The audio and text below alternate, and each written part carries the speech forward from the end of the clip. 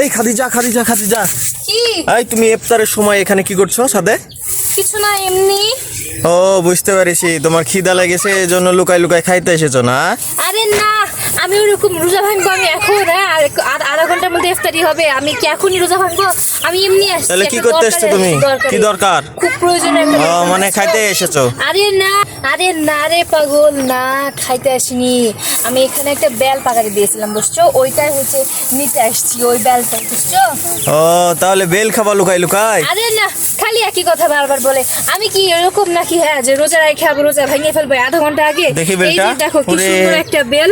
এত বড় বেল খেলে তো গন্ধ তোমার হচ্ছে পেট অনেক ভরে যাবে সুন্দর। লুকাই লুকাই। আরে হ্যাঁ, আর রোজার দিনে না এরকম বেল খাওয়া বা বেলের রস খাওয়া অনেক অনেক উপকারী। কারণ বেলের মধ্যে অনেক হচ্ছে পুষ্টি থাকে, আয়রন থাকে, ভিটামিনস থাকে। মানে বেল দিয়ে এখন আমি নিচে গিয়ে শরবত বানাবো আমাদের ইফতারের জন্য।